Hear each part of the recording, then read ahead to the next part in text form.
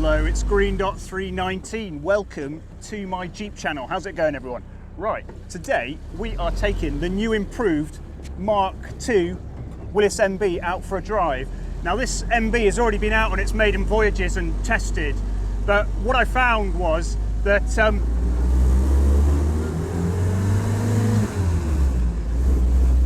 the synchronizers weren't working properly in it. And when I went from third down into second, I was getting grinding. Now the T84 gearbox, which is in this, the transmission, is not the best gearbox in the world in the first place. It's, you know, it's quite weak and it's very simple. So you've got to expect it to be not perfect. It's not a modern gearbox. However, it shouldn't grind. A brand new one shouldn't grind when you go from third to second. You shouldn't have to double declutch, which is what I was having to do in this one, and I didn't like it at all. Now, the thing was, I'd fitted components into it made by a company called TAS from Italy, and they're supposed to be really good. They're supposed to be the best components you can get. And I didn't actually check them particularly well, let's put it that way, when I put it in there, because I trusted the components, and then I had the problems. So what I've done is in 24 hours, I dropped the whole transmission, rebuilt it, using lots of different components to make one synchronizer, put it back in, and this is it. So we're just out for a drive at the moment. You can hear that the transmission is working well, but we're going to practice just doing some change down, some accelerate, go up into third, come down into second, change down and see what happens, okay? So, right. The other things is, since you've last seen it, I took the Joe's Motorpool carb off, which a lot of you saw, and I found that Joe's Motorpool carb runs really rich.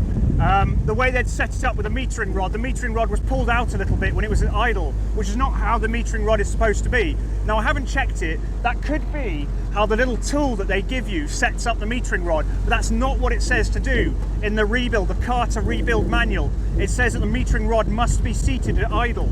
So there's a difference there, and I'm not sure if it's the tool they give you or whether they just set it up wrong. So we're going to look at that when I take that apart.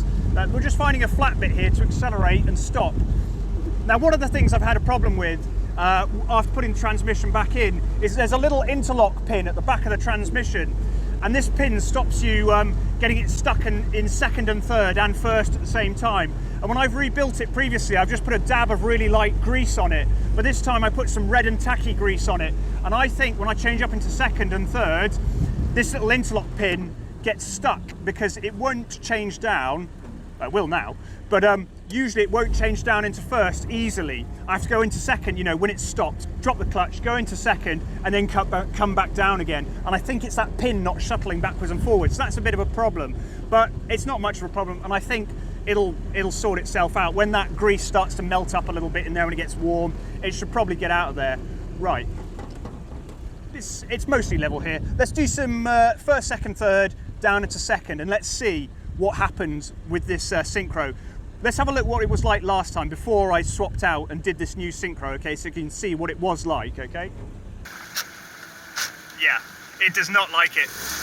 That's double declutching there, so, you know, we got a problem with those synchros. They should do that easily. Right, let's try this then.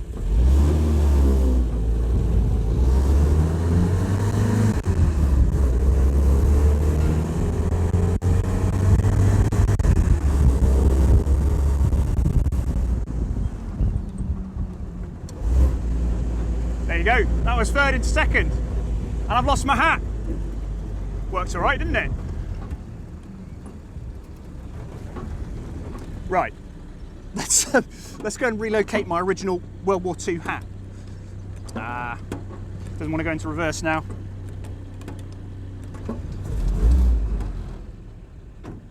There we go.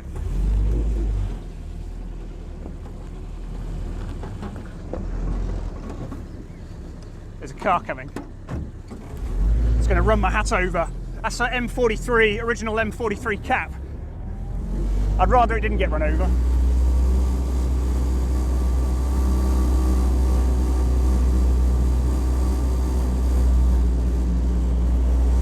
So one of the other things, since I've swapped out my carb and put in a carb which runs leaner compared to the Joe's Motorpool carb, I've also advanced the ignition timing more than the factory ignition timing, and that makes the Jeep run better. But the problem with that is it also makes the Jeep difficult to start. Right, let's go and get this cap first. It makes the Jeep difficult to start, and as well as that, it's also made it, well, woo, bitey. When the engine's running really rich, it kind of feels sloppy. It seems weird, but there's a lot of fuel going around in it, and everything seems a little bit, it's got power, but it's quite lethargic. The engine is quieter, which seems strange. The engine runs quieter.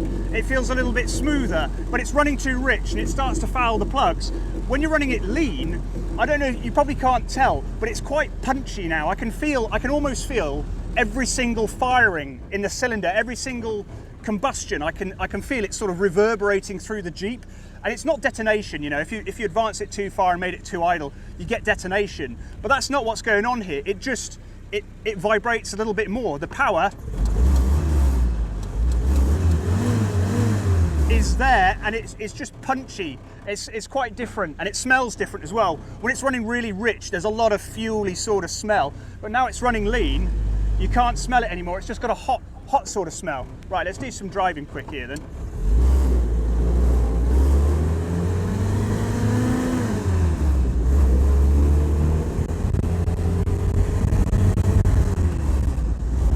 That's a very nice gearbox. It's just fantastic. When I change through the gears, I can feel a sort of a cushioning in second and third as those synchros push in against the cone. I can feel a cushioning as it's pushing into it. When I had the other synchros on, before I rebuilt this synchronizer, you just sort of whacked it into second or third and it just sort of clunked straight in, okay? But now I can feel it's actually pushing into that cone, spinning it all up and doing what it's supposed to do. So it feels cushioned as you do it, which is a different sort of feeling. But one of the things about this is building a T84 is not a difficult thing to do. It's a fairly straightforward gearbox. You follow the manual, you can do it. You know, it's not bad. However, it would be easy to do if you had all original components. Say it was World War II, you could go to the quartermaster, get all the parts you need to do, and rebuild your T84. Follow the book, and it would all work perfectly. The problem is now, even the good reproduction components can be bad, and what you need to do is get lots of them, try them all out together to make one good thing. You can get lucky, you can buy some stuff and put it all in there, and if you're lucky, it may work. But if you're using lots of different parts suppliers and, you know, you've got a worn box and things like that, it's very difficult to get right, which is why doing it yourself can be difficult, because you can follow the book exactly correctly and it still won't work out perfectly just because of these components. So you have to know what you're looking for, which is why people who rebuild a lot of them sometimes do, not always. Which is why if you're learning to do it yourself, it's bloody expensive. Because you've got to make mistakes, and you only learn after you made some mistakes. Right, let's do some wheel spin here.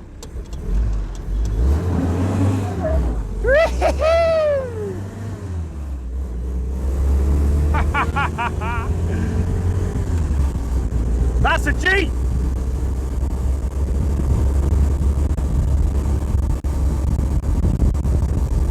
I tell you what, it's a real machine, this, not mucking around.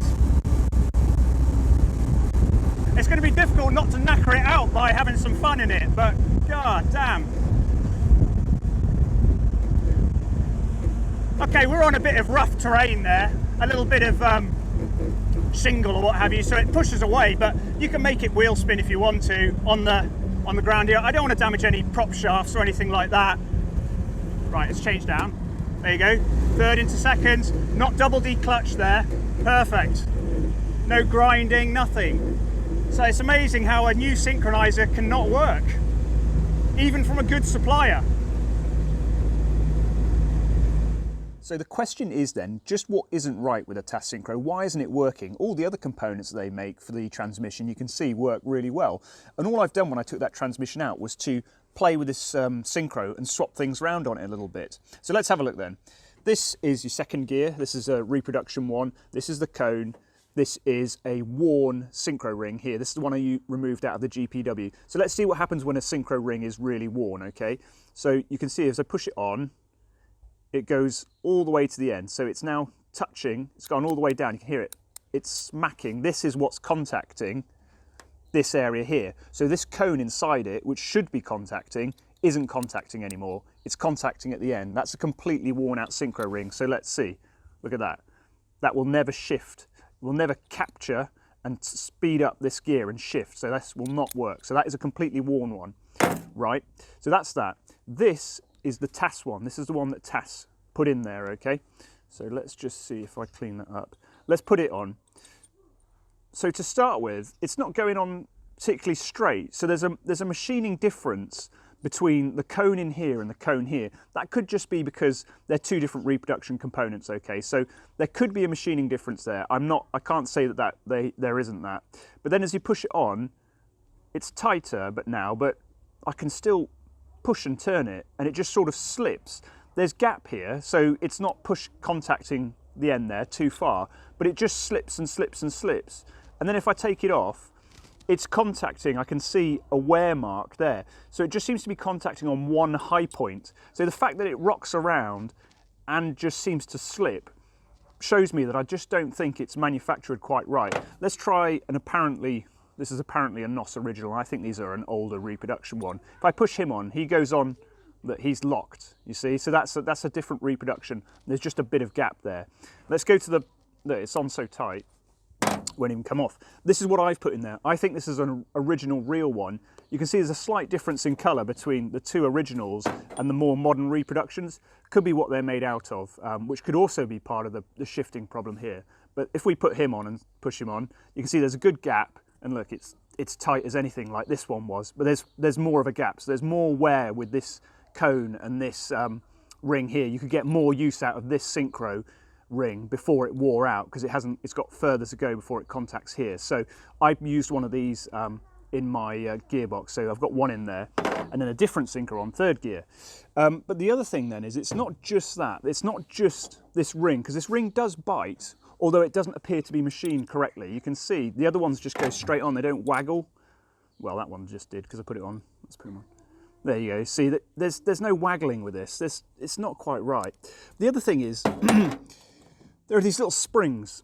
These little springs which go inside the synchro don't seem to be strong enough.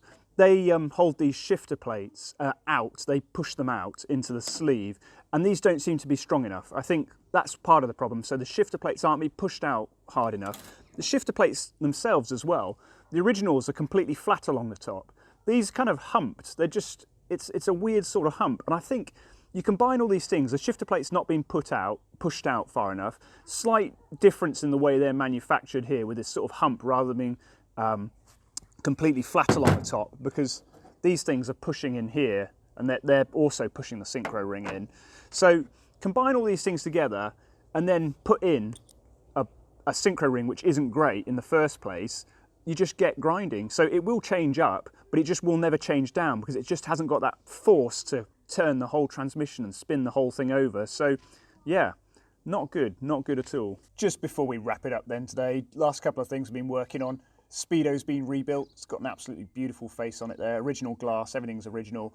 I've also rebuilt that oil gauge as well. So it's going to have all original gauges apart from the thermostat gauge. And I'd love to get hold of an original thermostat, but it doesn't look like we're going to be able to do it. So yeah, gauges are coming on really nicely, which is good.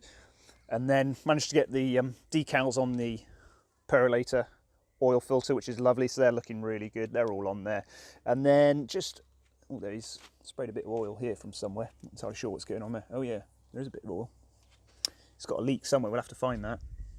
The other thing is, other than that leak apparently, which has just appeared underneath, it doesn't leak at all. It's great. There's not a single drop of oil coming out of this, which is absolutely fantastic. Pretty rare for a Jeep. And you can see underneath the bell housing there where there would be a drop of oil if the rear seal was leaking. There is no drop at all, which is fantastic. Yeah, it's just leaking out of the cover here, just need tightening up. But that's it for today, everybody. Hope you enjoyed that. Some interesting things there. It's great to get this transmission finally working properly. You know that first, when I said it was having difficulty going into first when you came to a stop, it stopped doing that after driving it a little bit longer. So I'd only taken it out for a couple of miles, so it just needed perhaps just to seat itself again. So that problem is already sorted. We're going to move on to steering. Been having fun with that. Just in case you noticed earlier, these are just put on temporarily just to test it out. But we'll move on to the steering in the next one, start playing with carburetors as well, rebuild one. But that's all to come. So I hope you enjoyed that. Like and subscribe if you're not subscribed already, and I'll see you next time. Cheers.